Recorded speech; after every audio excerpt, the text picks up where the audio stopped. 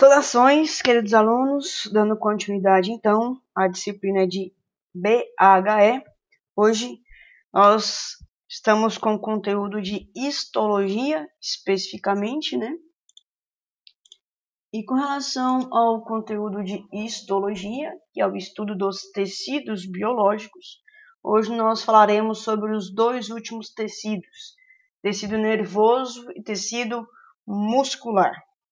Então, recapitulando aqui, né? De amarelo nós tivemos a primeira parte da disciplina, tanto presencialmente quanto remotamente. Em azul, nós tivemos então o segundo vídeo sobre núcleo, divisão celular, mitose, etc. Depois fizemos um terceiro vídeo sobre meiose, introdução à gametogênese. Um quarto vídeo de fecundação e neurulação. Depois, introdução à histologia, tecido conjuntivo, e hoje o nosso sétimo vídeo, beleza? Bom, então aqui para a gente dar uma recapitulada na semana passada, quando nós falamos sobre tecido conjuntivo. Então, tecido conjuntivo, ele pode ser tecido conjuntivo propriamente dito, ou tecido conjuntivo especializado. Com relação aos tecidos conjuntivos propriamente dito, nós temos aqui o tecido conjuntivo frouxo e o tecido conjuntivo fibroso. O tecido conjuntivo frouxo vai ter a principal função de preenchimento. Já o tecido conjuntivo frouxo vai ter a principal função de resistência, né? Ele está presente nos tendões, que vão ligar então os ossos aos músculos. Tecidos conjuntivos especializados, tecido ósseo, sustentação, tecido cartilaginoso, também sustentação, tecido sanguíneo, transporte de nutrientes, tecido adiposo, reserva energética. Então, os diversos tecidos conjuntivos têm como principal característica que todos vêm do mesmo folheto embrionário, todos vêm da mesoderme. Beleza.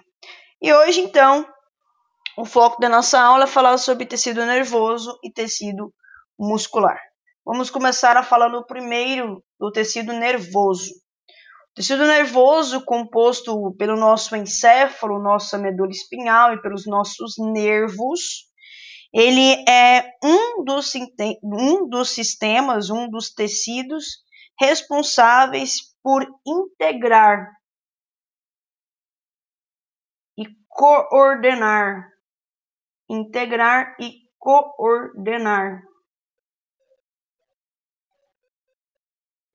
todas as funções biológicas. Colocar fisiológicas, como é legal. Então, o tecido nervoso, ele é um dos tecidos ou um dos sistemas responsáveis por integrar e coordenar todas as funções fisiológicas. O tecido nervoso, muitas pessoas aprendem erradamente que esse tecido nervoso é composto de neurônio.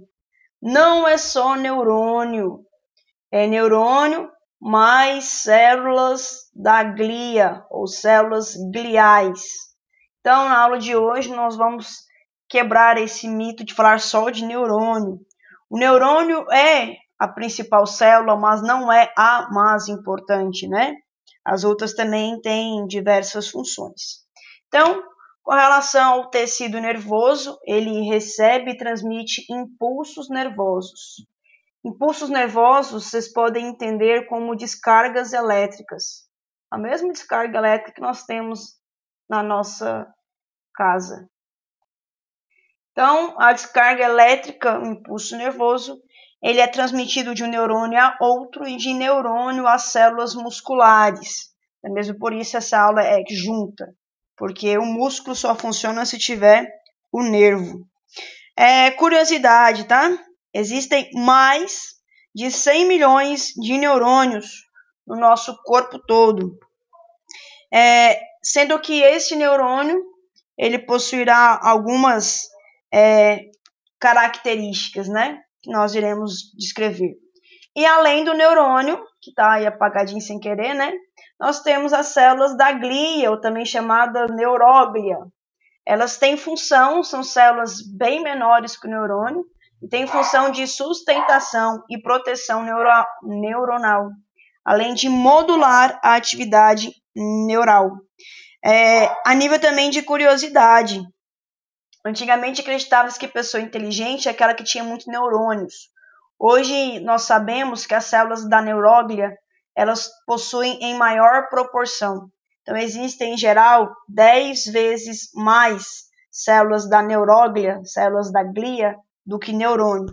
E observou-se no cérebro do Albert Einstein, depois que ele morreu, é claro, né, que uma das diferenças do Albert Einstein é que ele possuía mais células da glia que uma pessoa comum.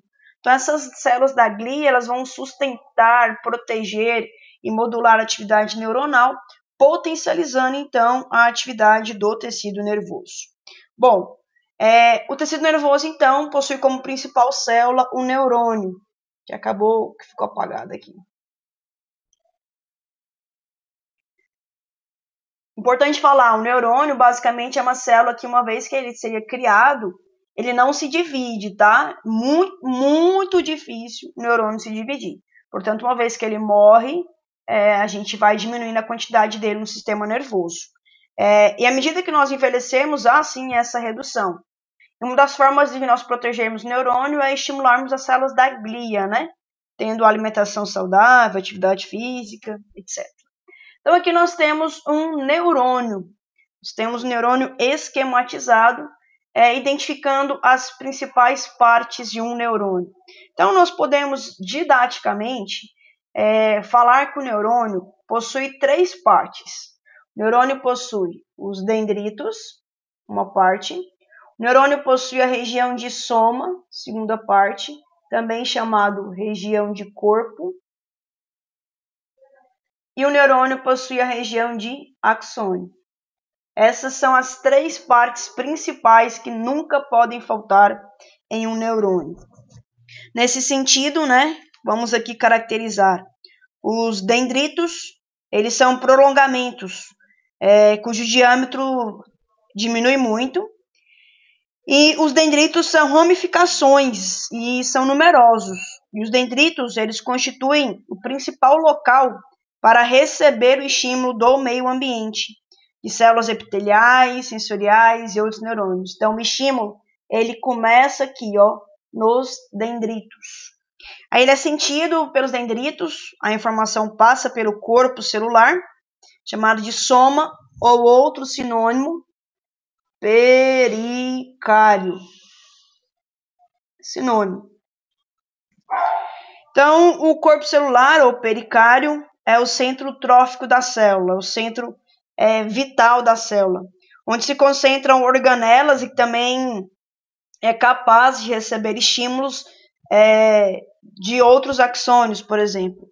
Importante falar que as organelas, então, vão estar fundamentalmente no corpo.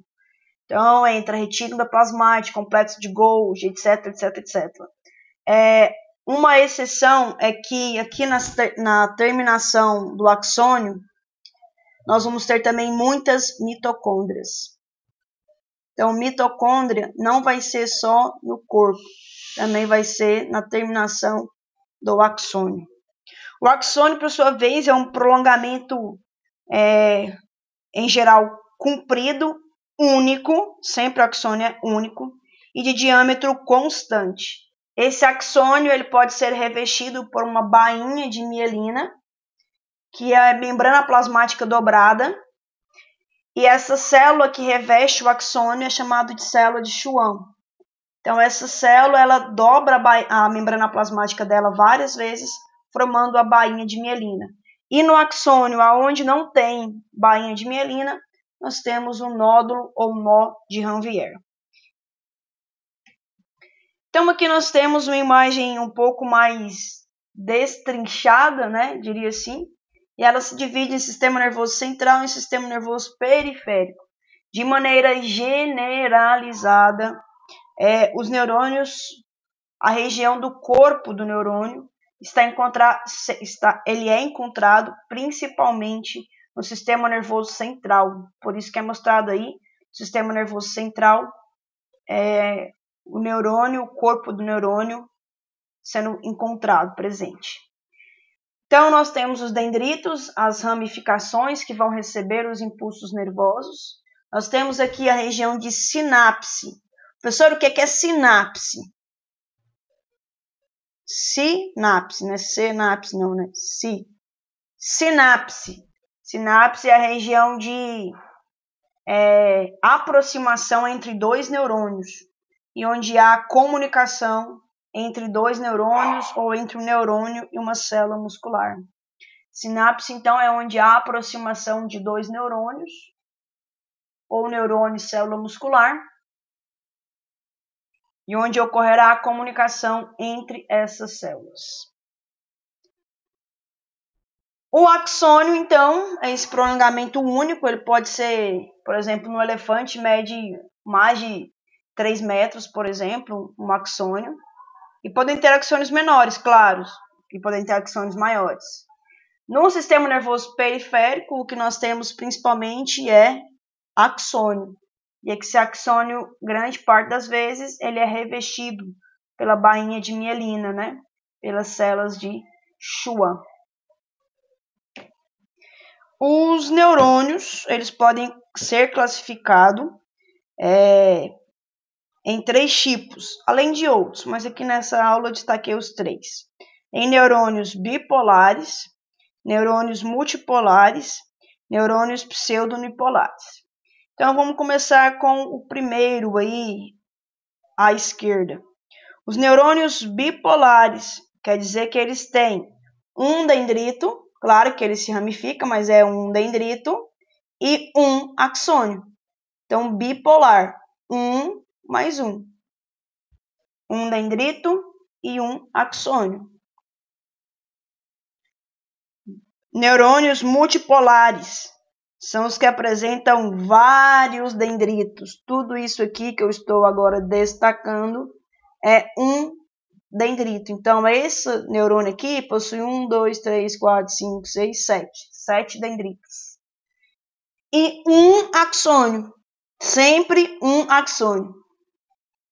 Então, esse é o neurônio multipolar, que apresentam vários dendritos e um axônio.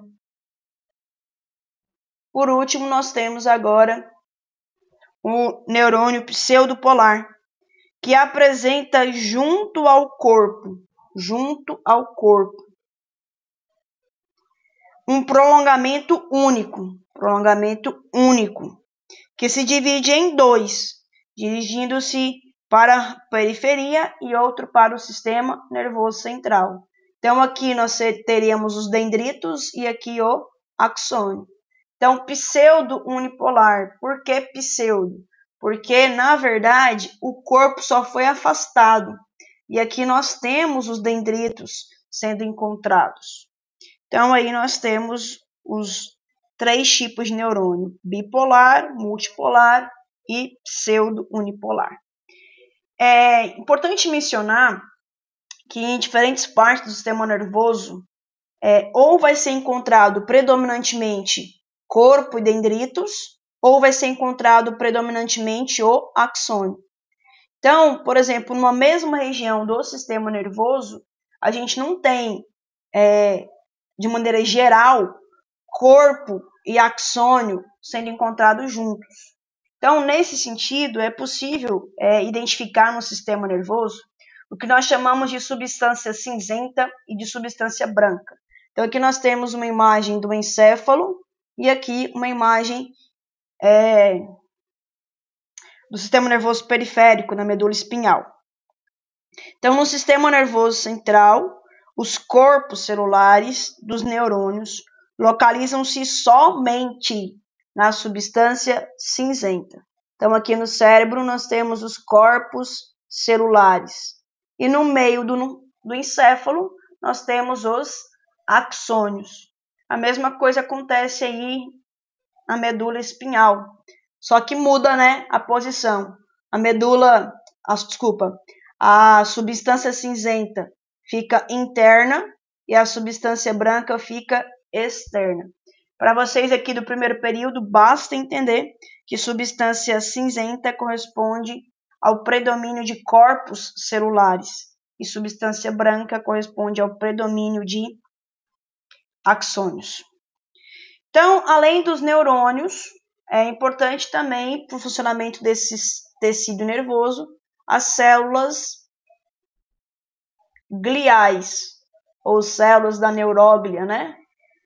Entre as células gliais nós temos astrócitos, micróglia, oligodendrócitos, células ependimárias, células de Schwann. Elas em conjunto, então, vão dar suporte, apoio e nutrição para o neurônio. Então, aqui nós temos uma imagem que mostra nitidamente aqui, ó, essa imagem azul é um neurônio. Olha o tanto de células amarelas, que são as células gliais, que estão presentes. Essas vermelhas também são células gliais. Então, nós possuímos muito mais células gliais do que neurônios. E aqui no caso dessa imagem, ela divide aqui para baixo como substância branca e daqui para cima como substância cinzenta, porque é onde está o corpo, que nós temos dois corpos neuronais. Então, vamos agora detalhar as células gliais. Vamos começar com essa azulzinha, essa bonitinha, que é chamada de oligodendrócito. O oligodendrócito, ele possui a mesma função de uma célula da periferia, que lá na frente eu falo. Os oligodendrócitos, função deles é construir a bainha de mielina em torno dos axônios. Oligodendrócitos, função construir a bainha de mielina em torno dos axônios. Construir a bainha de mielina em torno dos axônios. Então aqui, ó, isso aqui é um axônio. Isso aqui é uma bainha de mielina. Então, cada revestimento desse azulzinho claro é uma bainha de mielina que está sendo produzido pelo oligodendrócito. E repara que um oligodendrócito, ele reveste várias células, né? Então, um oligodendrócito reveste várias células. O oligodendrócito pode mielinizar múltiplos axônios. Além disso, o oligodendrócito ele fornece suporte trófico, suporte de também sobrevivência e proteção do axônio. Outra célula é a célula de Schwann. Célula de Schwann recebe esse nome por causa do cara que descobriu. A célula de Schwann, ela fica especificamente no sistema nervoso periférico. O sistema nervoso periférico é aquele que não engloba encéfalo e medula espinhal. Então, os nervos periféricos, a bainha de mielina é construída pelas células de Schwann e não pelos oligodendrócitos. E uma célula de Schwann, então, vai dobrar a membrana plasmática várias vezes, levando a esse revestimento, a essa bainha de mielina.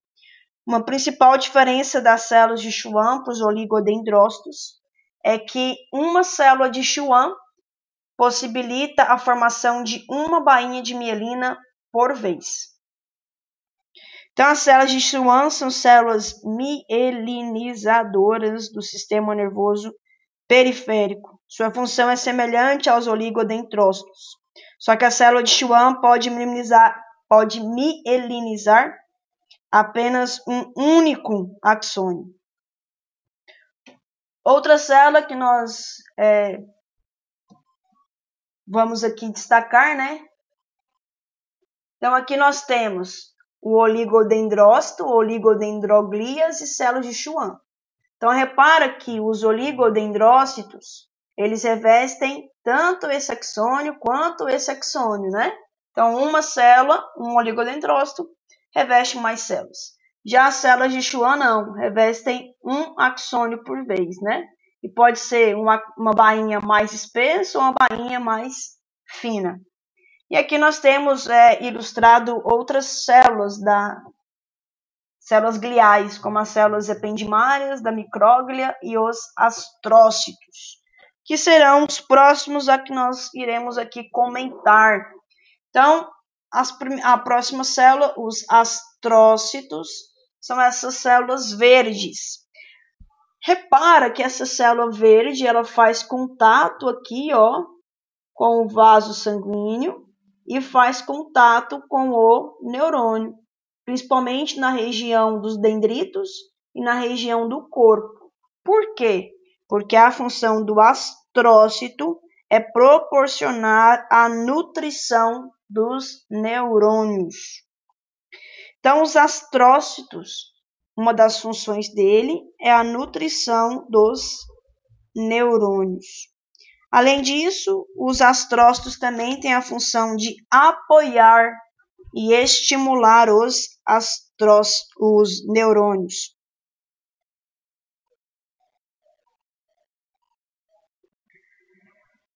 Bom, além então dos oligodendrócitos, dos astrócitos, a próxima célula que nós iremos falar é uma que eu não havia mencionado antes, chamada célula NG2. Célula NG2, ela é uma célula tronco do sistema nervoso central, que tem a capacidade de gerar tanto células gliais quanto novos neurônios. Então, as células NG2 são células tronco do sistema nervoso central e tem a capacidade de gerar tanto células gliais quanto neurônios. Neurônios é muito difícil, mas, né, existe a possibilidade. Outra célula, essa célula pequenininha aqui, ó, células da micróglia. Células da micróglia, elas são células imunológicas, são células de defesa da região do sistema nervoso central. Então, elas têm função fagocitária, têm as mesmas funções do leucócito, só que no sistema nervoso central. E a última célula glial, temos as células ependimárias. São essas aqui. As células ependimárias são células do epitélio que revestem os ventrículos e separam o líquido cerebroespinhal do tecido nervoso. São células do epitélio que revestem os ventrículos e separam o líquido cerebroespinhal do tecido nervoso. Bom, além dessas células, o tecido nervoso ele pode originar fibras nervosas mielinizadas ou fibras mielínicas e fibras amielinizadas, fibras amielínicas. Fibras mielinizadas, a primeira. São, então, fibras nervosas que possuem uma espessa camada de bainha de mielina. Fibras mielinizadas são fibras nervosas que possuem uma espessa camada de bainha de mielina. Já nas fibras amielínicas, nós temos uma célula de Schwann revestindo vários axônios, só que revestindo de maneira superficial. As fibras amielínicas ou amielinizadas, elas possuem apenas uma dobra da célula envolvendo. Então, uma célula de Schwann vai envolver várias fibras nervosas amielinizadas. Qual que é a diferença entre as duas? Velocidade na transmissão do impulso nervoso. Então, nós temos aqui a fibra A. A fibra A são fibras mielinizadas. Então, essa camadinha aqui são bainhas de mielina. Só que repara que a primeira, essa aqui, ela tem muito mais bainha de mielina que a de baixo. Ela é mais espessa, mais grossa. Então, essa fibra primeira, fibra A ou A-alfa, ela possui uma maior velocidade de transmissão. Maior velocidade de transmissão. A delta, ela é menorzinha, então, consequentemente, possui uma menor velocidade de transmissão. A fibra B também é mielinizada, mas não está mostrada aqui. E a fibra C é a mais lenta. A fibra C, além de ser fina, ela é amielinizada. Quando a fibra é amielinizada, a transmissão do impulso é mais lenta.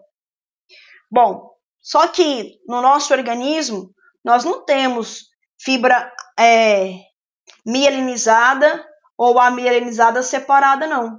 Nós temos elas juntas, compondo o que nós chamamos de nervos. Então, os nervos é nada mais, né, do que a junção dos axônios. Aí entra aqui fibras mielinizadas e fibras amielinizadas. O nervo ele é revestido por um tecido chamado epineuro, que vai dar ramificações mais finas, revestido pelo perineuro, e nós vamos ter a fibra sem mielina e a fibra com mielina, no mesmo nervo, né?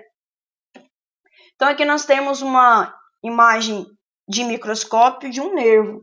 Então, aqui nós temos milhões de terminações nervosas, mielinizadas e amielinizadas, né? E é importante falar, então, que essa terminação nervosa corresponde ao axônio, tá? Nos nervos, o que nós vamos ter dos neurônios é apenas o axônio. Porque o corpo vai ficar lá no encéfalo ou em regiões mais específicas. Bom, o sistema nervoso central, esse neurônio, ainda mais a região do corpo, é a região mais sagrada do nosso organismo. Porque se esse corpo morre, consequentemente não há mais a transmissão do impulso nervoso, o que pode gerar a morte de outros neurônios. Então, para proteger os corpos neuronais, no sistema nervoso central existe a barreira hematoencefálica. A barreira hematoencefálica, aqui escrito, ela é uma barreira estrutural e funcional que dificulta a passagem de diversas substâncias, como, por exemplo, antibióticos, agentes químicos, do sangue para o tecido. Repetindo, a barreira hematoencefálica é uma barreira estrutural e funcional que dificulta a passagem de diversas substâncias, como antibióticos, agentes químicos e toxinas do sangue para o tecido. Então, essa barreira hematoencefálica ela é composta pelos vasos sanguíneos e pelos astrócitos. Então, aqui nós temos, né, algumas terminações nervosas que elas podem receber nomes relacionados à função. Então, nós temos o neurônio motor, que é o neurônio responsável, então, por levar a contração motora. E nós temos o neurônio sensitivo, que vai nos dar as sensações, né? Calor, frio, pressão, tato, dor. Então, o nosso organismo funciona em conjunto, o neurônio sensitivo com o neurônio motor. Então, a gente tem um estímulo ambiental, por exemplo, um fogo. Você vai lá, põe a mão no fogo e rapidamente tira, porque o neurônio sensitivo rapidamente comunica com o neurônio motor. Com isso, então, nós continuaremos a explicação no próximo vídeo, falando agora sobre tecido muscular.